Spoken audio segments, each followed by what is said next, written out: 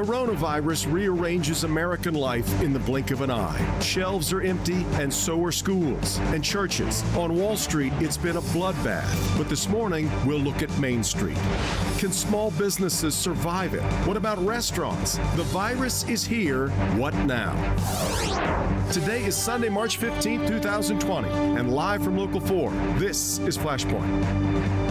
Hi, welcome to Flashpoint on a Sunday morning in which you can't go to church, but you can go to a casino. Strange times. Let's get right to it. In a minute, I'm going to be joined by Congresswoman Alyssa Slotkin on the federal response, but we're going to start this morning with Dr. Betty Chu, the Chief Quality Officer for Henry Ford Health System. Dr. Chu, thanks very much for coming in this morning. Thank you. We know more and more every day about cases. I guess what I want to start with, though, is are we learning more and more yet about the virus, about the way it's transmitted? We've really only known about it for about 2.5 months now. Sure, yeah. Well, thanks so much for having me today. Sure. Some of the things we're learning new about the virus are that it can live on surfaces for up to 3 days, maybe up to 9 days. So what we're trying to understand now is how contagious is it once it's on that surface. As you know, the virus has only been around for a few months, so we're continually getting information from the experience in China and Singapore and Italy and other countries related to the actual spread of the virus and how contagious it actually is. Yeah. But we have learned that it can live on surfaces. If you just look at social media from last night, it's what is typically St. Patrick's Day weekend. We got a lot of people, there's very mixed messaging, I guess, the way that there's so many people that are hunkering down and trying to take this very seriously, others who think that everything is overblown. Do you suppose there's a chance that we're overreacting or maybe reacting too quickly, too early to where we really are? Yeah, I think the recommendations we're making for social distancing are really the correct ones. It's really important that the public takes the heed of staying in small groups and away from each other. This is really the biggest way that we're going to prevent spread of the disease. I don't think we're overreacting. I think the decisions that our governor have made and others have made to ensure that we close schools in our districts is really critical to us preventing the spread of this disease. Young people are, of course, 10 feet tall and bulletproof. Yeah. To see pictures of them all packed into bars last night is, I guess, troubling because they know that young people don't have really as much of a problem getting this. Maybe they don't fully understand the ability to become a carrier. Absolutely. Yeah, that's such a key point. Whether or not you're young or you're old, you're still a carrier. And the challenge with the transmission of a disease during an endemic is how many people get that disease. And so it's really important for these folks to realize that it's really not only their particular health that we should be concerned about, but it's the health of the public. This is a public health threat, and that means that every citizen should really be focused on how they're going to be able to help their community. How worried are you about our community's ability to handle this? Most hospitals don't have a lot of empty hospital beds on a day-to-day basis. And if we really get to that point where this reaches a critical mass, are we going to have the capacity to handle it? Yeah, I think like you're hearing and many people are hearing in the media, we are at a point where we are very concerned about capacity.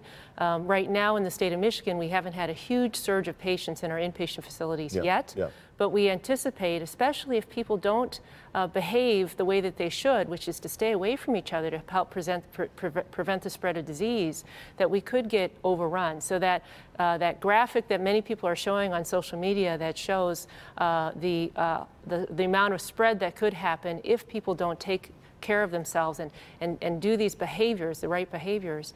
That's what our biggest concern is within healthcare, is that we may have so many patients that we can't handle.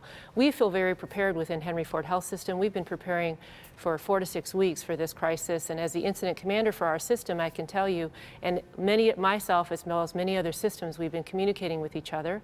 So healthcare feels very prepared to take care of patients that are sick. It's interesting, though. People, I think, are expecting a lot out of our hospitals to almost move into the public health sphere. You and I were talking about this earlier. I'm not sure people understand that.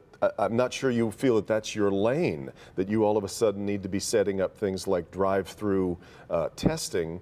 Talk a little bit about the problem that we have in the U.S. with our system, with the intersection between public health and private health care. Sure, yeah. I think if you use the example in South Korea where they were able to very quickly set up screening tests for the whole population and make a mandate for the whole population. In our system currently right now, most of our acute care hospitals take care of very sick patients. That's what we're charged to do. We do have a large ambulatory footprint like many other hospitals where we take care of preventive medicine types of patients, but really there's a role of public health in screening a mass amount of people in the population or providing vaccination for a mass amount of people in the population. And our health systems really are not set up to provide that kind of care. We will do it because it's the right thing to do. So for instance, we've set up a drive-through screening site at Henry Ford Allegiance in Jackson. And all health systems are thinking about how do we set up those screening sites because we need to meet the demand of the population that's asking for screening and testing. While at the same time being healthiest for the healthcare providers. And the drive-through system might help that as well. Yes. Last thing I wanted to ask you was, what do you think the biggest misconceptions are about this that you're hearing? Dr. Google, you know, is a dangerous place, as most healthcare professionals like to remind us. But what are you being scared by? What you're hearing? I think the biggest misconception that I'm worried about is that we're overreaching in some of the executive orders that are coming out and some of the initiatives. So again, the comment that you made about the MSU students or students that are out together in bars together, we are not overreaching when it comes to this public health threat. We are not overreaching when we ask for people to really heed the warnings of not traveling to certain areas and staying away from each other. Dr. Chu, I really appreciate you being here this morning, and you teed that up quite nicely. I just happened to have the congressional representative for part of those areas we were just talking about with the bars. I want to bring in now Congresswoman Alyssa Slotkin from Michigan's 8th District. Which includes a lot of those pictures that we saw last night of MSU students. First off, what you're watching on social media and the varying reactions of the American public to the crisis. I mean, I think when we have one of these crises, and we've had other crises, not like this one, but we've had other crises in recent memory, right? We had 9/11. I happened to be in New York City on 9/11. We need clear guidance. We need consistent guidance. It needs to be urgent and it needs to be compassionate. That's what people are looking for. And I think our governor has done a great job of coming out early and making declarations early, and I applaud that. I think that that's important. But people also need to remember that there's an element of personal responsibility in any kind of thing like this, especially when it's new. So if we are not congregating in groups of more than 250, you shouldn't be congregating in groups of more than 250 people. And I know that in East Lansing today, the mayor is worried about this. We were texting back and forth, and the police are now going from bar to bar and making sure that people are living up to that guidance. If it has to be more strict, it should be more strict. But I think the thing we're trying to get to is a place where we can see the light at the end of the tunnel, where our kids can go back to school, where our businesses can reopen, and we want to do that as soon as possible. And if that means early, aggressive action, we should be taking it to get to that light. It's interesting, our understanding and appreciation for individual liberties in this country kind of collides with a lot of things in a public health crisis. I want to share with you the approach in China. It's difficult to imagine with our expectations of the way that we can live our daily lives. But here is Donald McNeil, the health and science reporter for the New York Times, explaining the China way to Rachel Maddow this week. Testing, testing, testing, testing. Find the virus. So one thing is, no matter where you go, if you are able to get out of the house in there, you know, if you go into any building, your temperature is taken. I came into this building, nobody took my temperature. They asked me some silly questions I could have lied about.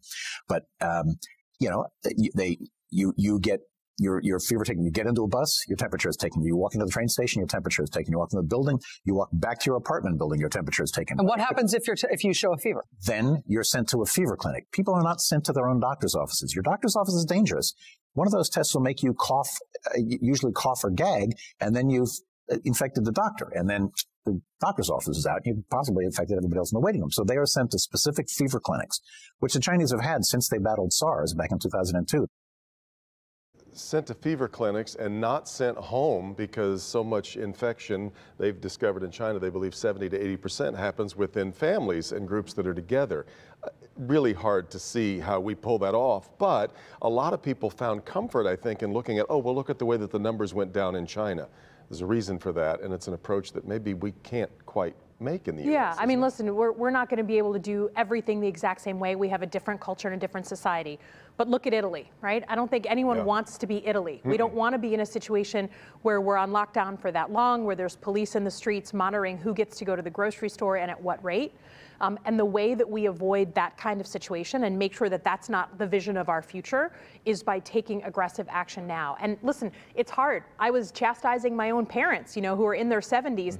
They said, well, we didn't go out to dinner, but we brought our friends in. And I said, you know, every one of their grandkids, every one of their friends who they've met, they've brought their germs to your friends, and you've now brought it in the house. We're just going to have to take more personal responsibility in order to avoid the scenarios that we've been watching on TV. Like Dr. Chu, you don't seem to believe we're overreacting then to what's going on. I wanted to, we saw members of both parties in Congress actually come together this week. You created and fashioned a package to try to address this at a financial level. I have to wonder, though, if it's nearly enough. How many industries are going to need bailing out or fixing after this is through? Yeah, so I think it's important to understand what we've done and what is on the docket to do.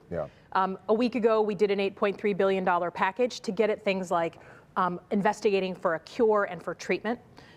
This past week, we did a financial package, we voted at 1 in the morning on things like making sure the food programs for our schools are open, testing kits made free to all Americans, making sure unemployment insurance, sick leave for small businesses who didn't offer it before, family leave, emergency family leave for small businesses. So we've done that.